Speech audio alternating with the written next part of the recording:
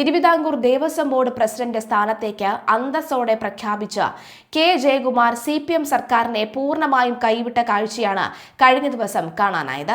സ്പോൺസർമാർ വഴിയും അല്ലാതെയും പിരിഞ്ഞു കിട്ടിയ കോടികളുടെ കള്ളപ്പണത്തിന്റെ കണക്ക് ദേവസ്വം ബോർഡ് നൽകണമെന്ന ദേവസ്വം മന്ത്രി VN വാസവന്റെ ആവശ്യം കെ ജയകുമാർ പൂർണ്ണമായി തള്ളി.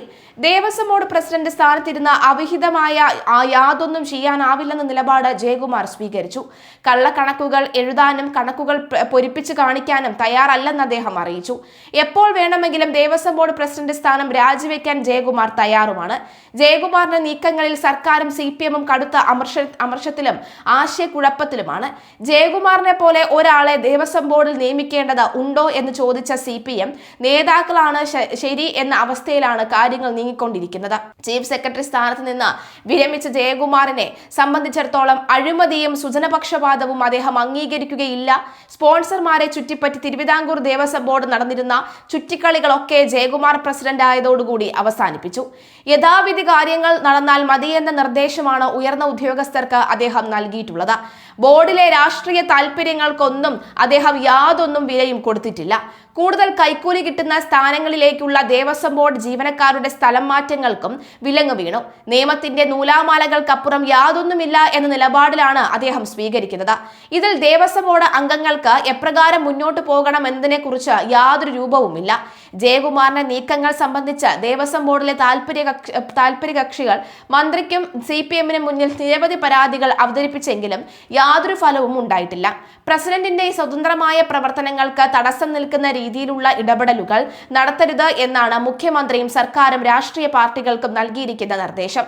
അതുകൊണ്ട് തന്നെ മന്ത്രി VN വാസവന്റെ ആഗ്രഹങ്ങളായി തന്നെ തുടരുമെന്ന കാര്യത്തിൽ സംശയമില്ല. അയ്യപ്പ സംഗമത്തിന്റെ പൂർണ്ണ ചുമതല ദേവസ്വം ബോർഡിനെയാണെന്ന് മന്ത്രി വാസവൻ ആവർത്തിക്കുമ്പോഴും കെ ജയകുമാർ നിശബ്ദത പാലിക്കുകയാണ് ചെയ്യുന്നത്.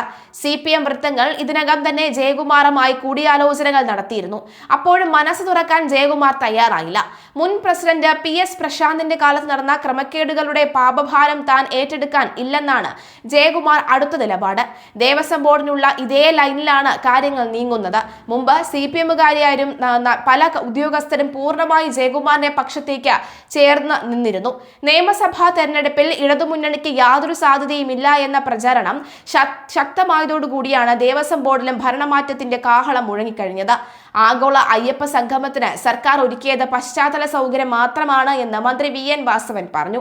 4 കോടി രൂപ സ്പോൺസർഷിപ്പ് വഴി കിട്ടിയെന്ന് അറിയാമെന്നും ബാക്കി കണക്ക് കൃത്യമായി പറയേണ്ടത് ദേവസ്വം ബോർഡാണ് എന്നും അയ്യപ്പ സംഗമം കാരണമാണ് സ്വർണ്ണക്കൊള്ള പുറത്തു വന്നതെന്നും അയ്യപ്പ സംഗമം പൊളിക്കാൻ ഗൂഢാലോചന നടത്തിയത് UDF ആണെന്നും ശബരിമല സ്വർണ്ണക്കൊള്ള UDF-ന് ബൂമറാങ് ആയെന്നും VN വാസവൻ പറഞ്ഞു. അയ്യപ്പ സംഗമത്തിന്റെ കണക്ക് സ്പെഷ്യൽ കമ്മീഷണർ ഹൈക്കോടതിയിൽ ഹാജരാക്കിയിരുന്നു. വരവ് ചെലവ് കണക്കുകളിൽ പൊരുത്തക്കേടുകൾ ഉണ്ടെന്നാണ് ഓഡിറ്റ് റിപ്പോർട്ടിൽ വ്യക്തമാക്കുന്നത്.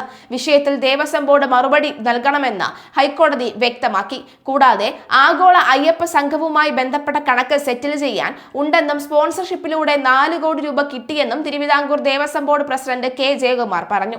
ചെലവ് അതിനേക്കാൾ കൂടുതലാണെന്നും ഇത് പരിഹരിക്കുന്നതിന് വേണ്ടി ബോർഡ് ബന്ധപ്പെട്ടവരുടെ യോഗം വിളിച്ചിട്ടുണ്ട്. കൂടുതൽ സ്പോൺസർഷിപ്പ് കിട്ടുമോ എന്ന് ശ്രമിക്കും. 17 ബോർഡ് യോഗം ചേരും. ചെലവുകൾ വീണ്ടും പരിശോധിച്ച് എങ്ങനെ പരിഹരിക്കാമെന്ന് നോക്കുമെന്നും 17 മീറ്റിംഗ് കഴിയുമ്പോൾ എല്ലാം പറയാം. ആകെ 7 കോടിയോളം ചെലവാക്കിയെന്നും അദ്ദേഹം വ്യക്തമാക്കി. എന്നാൽ അഴിമതിയുടെ ഉടുപ്പ് എടുത്തണിയാൻ ജയകുമാർ തയ്യാറല്ല. അതുപോലെ ആഗോള അയ്യപ്പ സംഗമവും SIT-യുടെ അന്വേഷണ പരിധിയിലേക്കെന്ന് സൂചിപ്പിക്കുന്ന വിവരങ്ങൾ പുറത്തു വന്നിട്ടുണ്ട്. ശബരിമല സ്വർണ്ണക്കൊള്ള കേസുമായി ബന്ധപ്പെട്ട് ഹൈക്കോടതിയിൽ SIT നൽകിയ റിപ്പോർട്ടിൽ ആഗോള അയ്യപ്പ സംഗമത്തെക്കുറിച്ചും പരാമർശമുണ്ട്.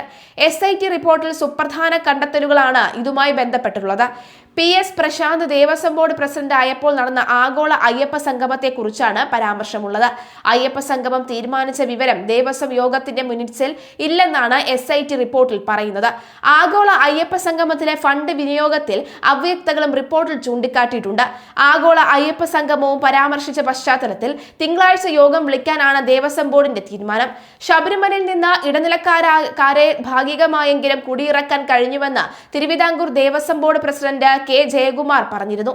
ഇടനിലക്കാർ ഇവിടെ സ്വീകാര്യരല്ല എന്ന ഒരു സന്ദേശം നൽകാൻ കഴിഞ്ഞുവെന്നും ജയകുമാർ കൂട്ടിച്ചേർത്തു.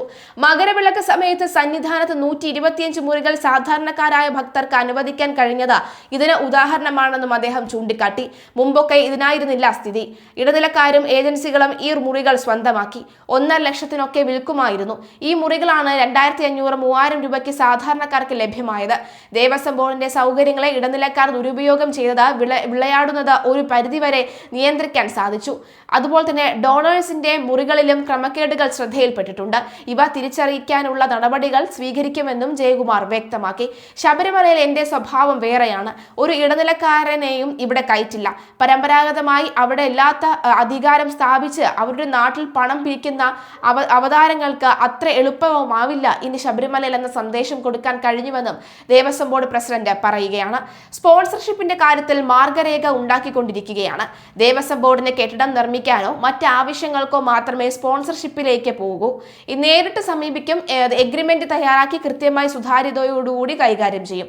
മേൽവിലാസമുള്ള ഇൻകം ടാക്സ് കൊടുക്കുന്ന സ്പോൺസർ മതിയെന്നും ജയകുമാർ വ്യക്തമാക്കി. ദേവസ്വം ബോർഡ് പ്രൊഫഷണൽ ആകണമെന്ന് പ്രസിഡന്റ് പറയുകയും ചെയ്തു. പരിശീലനം, ഓഡിറ്റ്, അക്കൗണ്ടബിലിറ്റി, അതിനുവേണ്ട മാർഗനിർദ്ദേശങ്ങൾ, സാങ്കേതിക വിദ്യയെ ഉപയോഗപ്പെടുത്തൽ എന്നിവയ്ക്ക് പ്രാധാന്യം നൽകും. ആർക്കും തകർക്കാനാവാത്ത വിധം സ്ഥാപനത്തെ ആധുനികമാക്കുക എന്നതാണ് വെല്ലുവിളിയായി ഏറ്റെടുക്കേണ്ടത്. അഴിമതി നടത്തണമെന്ന് ആരെങ്കിലും ആഗ്രഹിച്ചാൽ പോലും നടക്കാത്ത സംവിധാനം ഉണ്ടാക്കണം. നിങ്ങളുടെ പൈസ, നിങ്ങളുടെ സ്വർണം എല്ലാം സൂപ്പർ സേഫ് എന്ന് ഭക്തരോട് പറയാൻ സാധിക്കണം. അതാണ് അന്തിമ സന്ദേശം. കോടതിയുടെ മേൽനോട്ടത്തിൽ അന്വേഷണം നടക്കുന്ന കാര്യങ്ങളെപ്പറ്റി ഒന്നും പറയുന്നില്ല. ഇനി അങ്ങനെയൊന്നും സംഭവിക്കേണ്ട.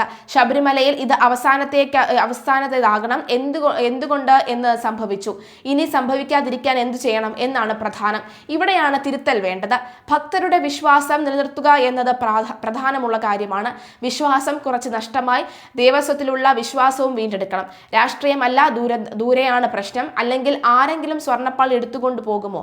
അത്യാഗ്രഹം ചിന്താവിഷ്ടയായ സീതയിൽ കുമാരനാശൻ എഴുതിയതുപോലെ ദുരയും ദുർവ്യതിയാനാസക്തിയും. ശബരിമല മാസ്റ്റർ പ്ലാൻ പദ്ധതി പ്രകാരം സംഭാവന സ്വീകരിക്കാം. അതെന്തും ചെയ്യും എന്ന് പണം നൽകിയവർ ചോദിക്കുമ്പോൾ ഇത്തരം നീക്കങ്ങൾ അല്ലെങ്കിൽ ഉത്തരം നൽകണം കെ ജയകുമാർ എന്നാണ് പറയുന്നത്. എന്തായാലും ആഗോള അയ്യപ്പ സംഗമം കെ ജയകുമാർ കുളമാക്കുമോ എന്ന സംശയം CPM നേതാക്കൾക്കുണ്ട്. അതുകൊണ്ടാണ് ഇന്നലെ മലബാറിൽ നടന്ന പത്രസമ്മേളനത്തിൽ ദേവസ്വം ബോർഡിനെയും ദേവസ്വം അധികൃതരെയും MV ഗോവിന്ദൻ തള്ളിപ്പറഞ്ഞതെന്ന് ഇതിന്റെ ഭാഗമായാണ്.